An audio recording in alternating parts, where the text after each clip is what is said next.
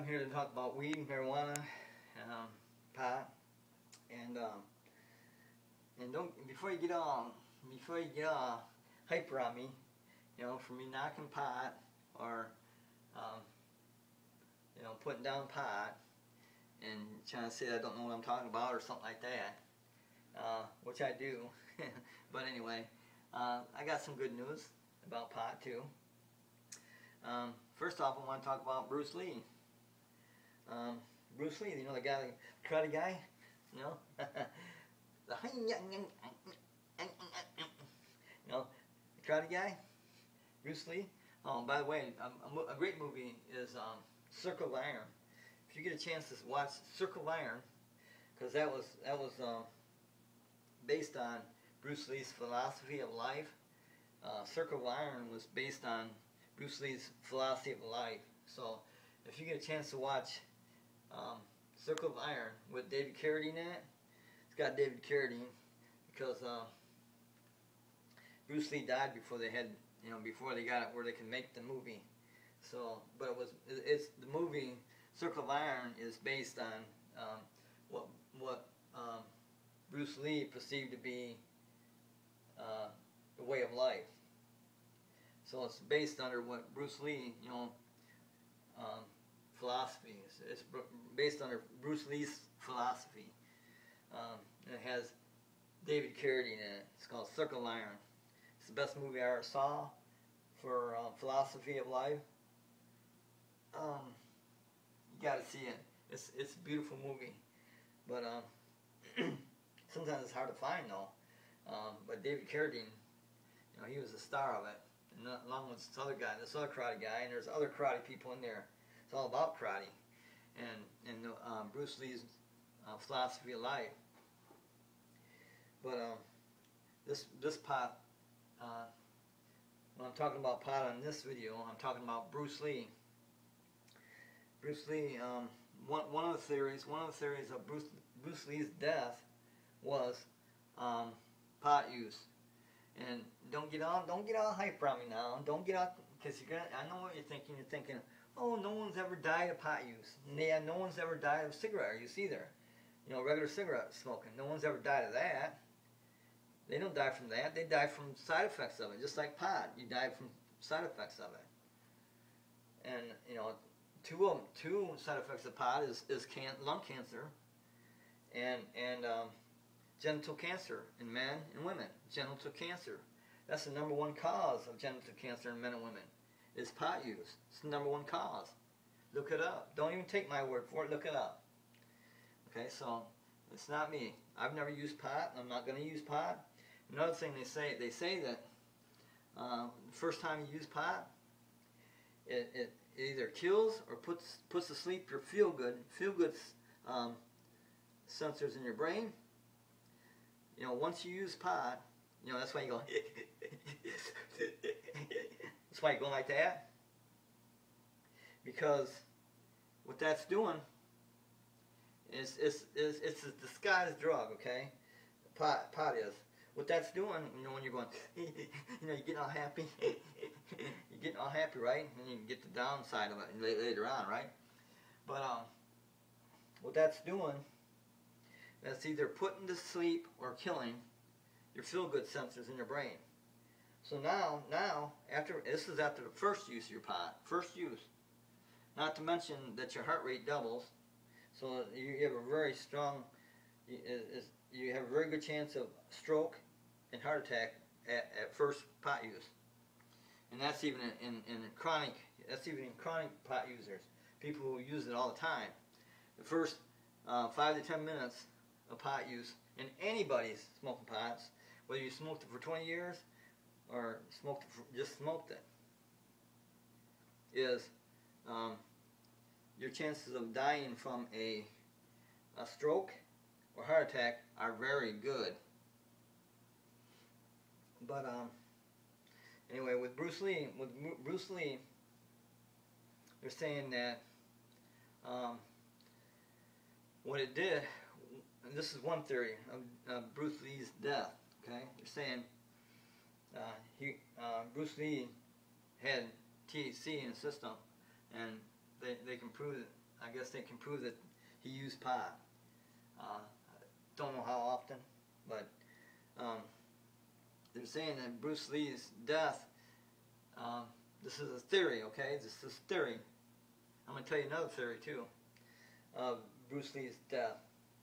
And this is a theory of pot use, okay? For Bruce Lee and his death. What it does is when you smoke pot, it opens up little pockets in your brain, little tiny pockets in your brain. Okay.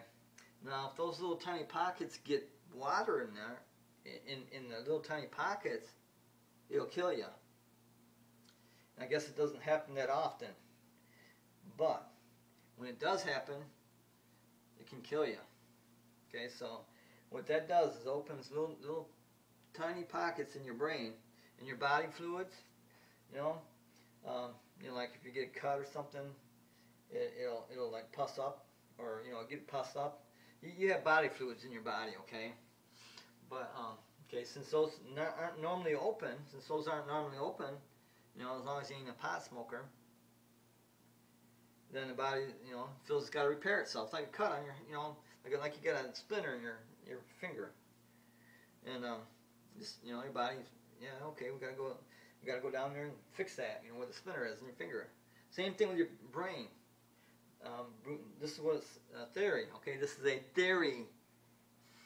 Okay, this is a theory of why Bruce Lee died and how Bruce Lee died. Okay, from pot use. It opens little pockets in your brain, and if that little pocket gets filled with fluid, you die. It's like a brain hemorrhage. But okay, so that's one theory. Another theory is the 5 fingers of death. Okay, you always sparred, right? You always fought other people. Okay, now the 5 fingers of death. You have to look this up on the internet because I'm not totally sure on all the aspects of the 5 fingers of death. It's an Oriental thing. But with the 5 fingers of death, the way I understand it is, if you're hit with a certain force of punch in a certain area of your body, at a certain psi or pounds per square inch, at a certain time of the day, and I guess it changes from day to day. I don't know. I'm not sure how that is. That's why I said you have to look this up. Okay, if you're hit like right here, right in the leg, let's say right in the leg, with a front kick, let's say, right here. Now, if I'm hit right there at a certain time of the day,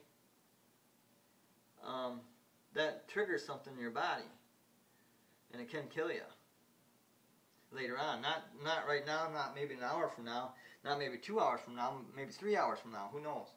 And maybe 10 minutes from now. Don't know. But that's what the 5 fingers of death is knowing the location to hit a person at approximately certain pounds per square inch, like a knuckle punch. Like right there, you're focusing all your punching power in that one little area. So I'm not sure how big the areas are, that you can hit with certain psi, and you'll die later.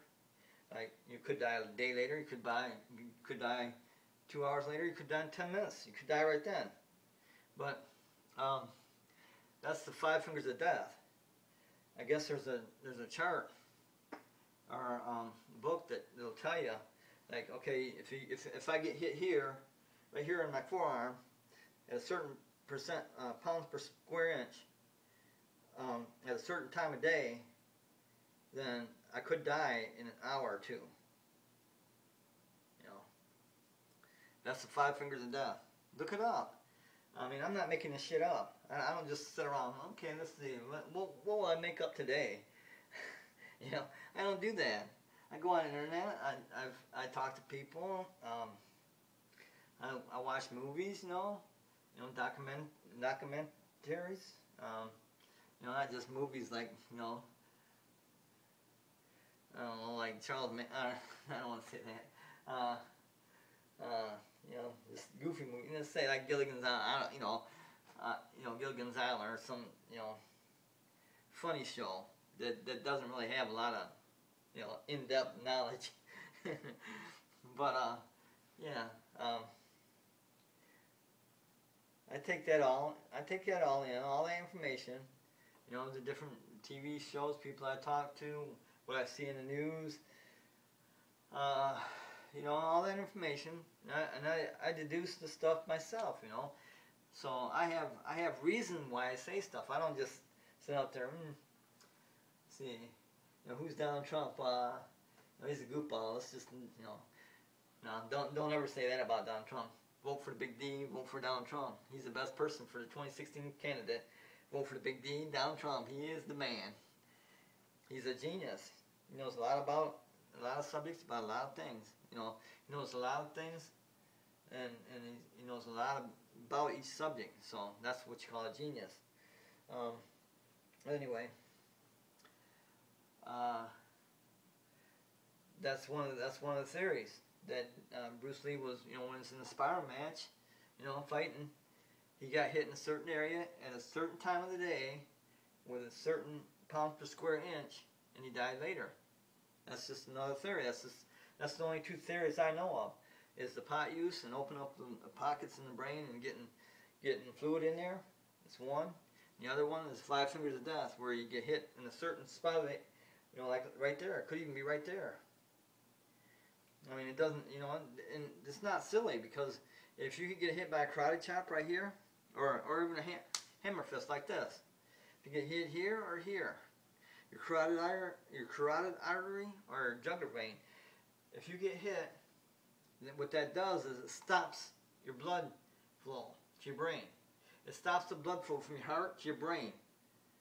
Okay, from your heart to your brain. It stops your blood flow, just for a second. And if it collapses that artery, well, you're in trouble. You'd probably die right there. But that's what that does. That's why it's usually done with a karate chop, right here. Because what it does is focus all your power, all your strength, instead of into a wide fist like that. It's like 3 times stronger with a proper karate chop to the neck, either side.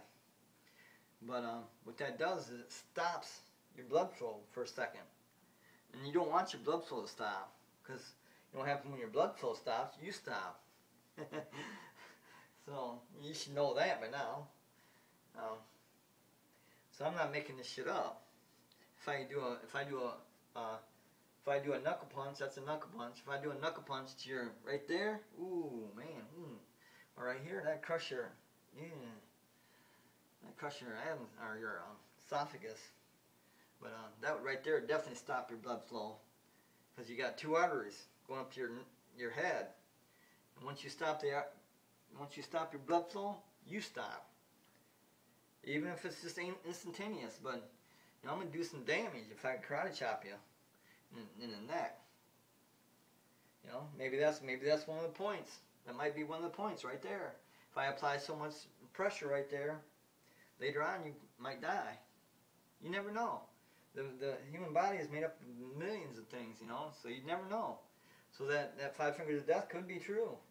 That marijuana thing could be true. You gotta go to each day with at least one blank page a day, one blank page a day. You have to go through life, you know, filling that page each day. Each day you have a new blank page in your mind. And anybody who doesn't, they stop living. They're done. They don't understand. They don't want to understand. They stop learning. Once you close the book, you gotta watch Circle of Iron. You gotta watch Circle of Iron. Okay, watch Circle of Iron. That's a great movie. It's based on Bruce Lee's philosophy. Circle of Iron. Watch it. It's with David Carradine. Go to the video store and say, I want all tapes with David Carradine in it, or say Circle of Iron, because you're not gonna regret it. You're gonna love that show. It's one of my favorite philosophy shows. It is, well, as far as philosophy goes, and Bruce Lee, that is my favorite show. Circle of Iron with David Carradine. So watch it. It's great.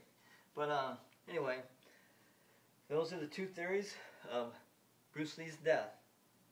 And I tend to believe the marijuana theory, where it opens up the little pockets in the brain and fluid got in there. Because like when you get a finger in your, or when you get a finger, when you get a splinter, let's say a splinter in your finger or your arm or wherever you get a splinter, you know, that festers up, right? Because your body's trying to fight that off, you know, that foreign body.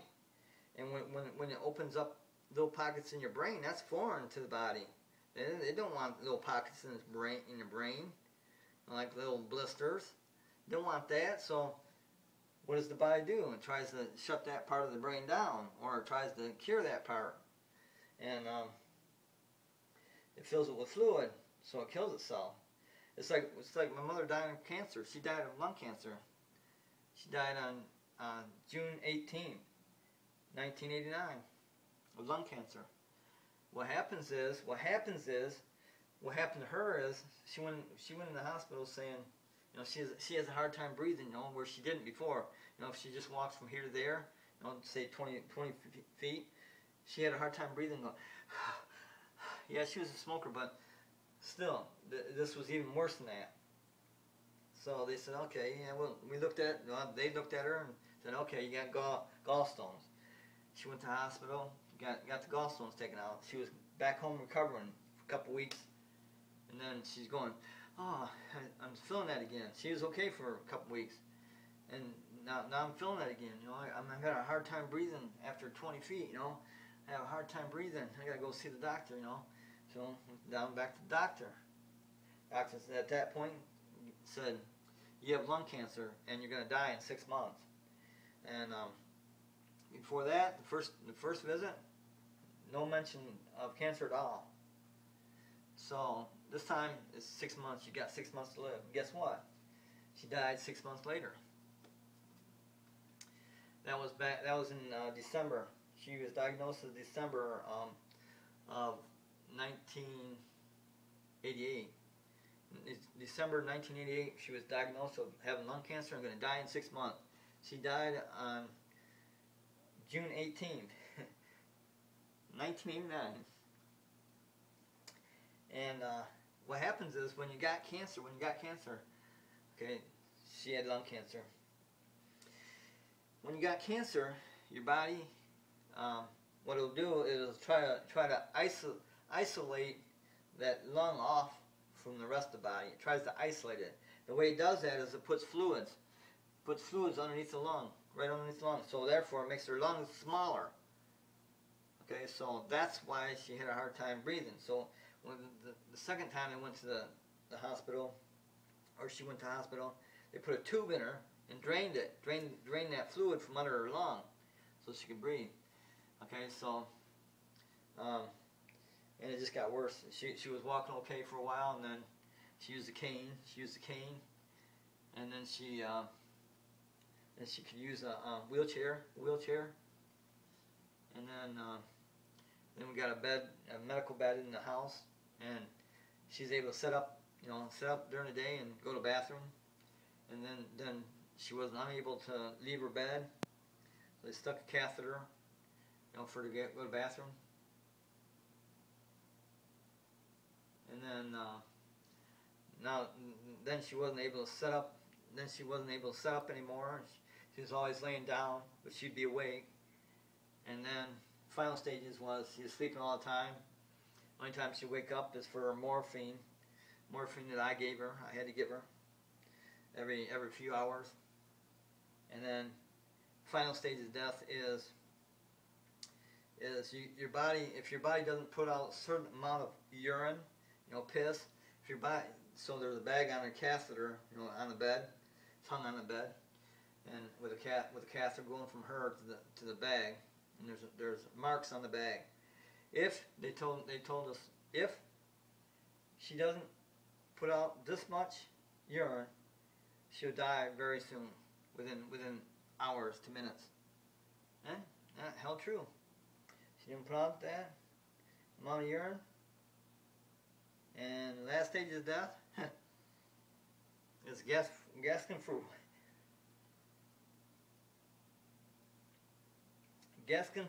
gasping for air. Gasping for air.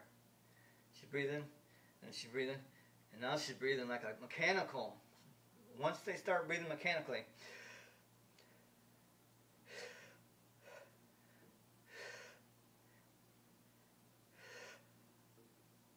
it's minutes.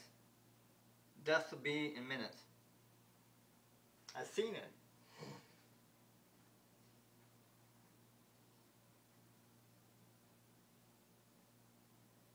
Ah.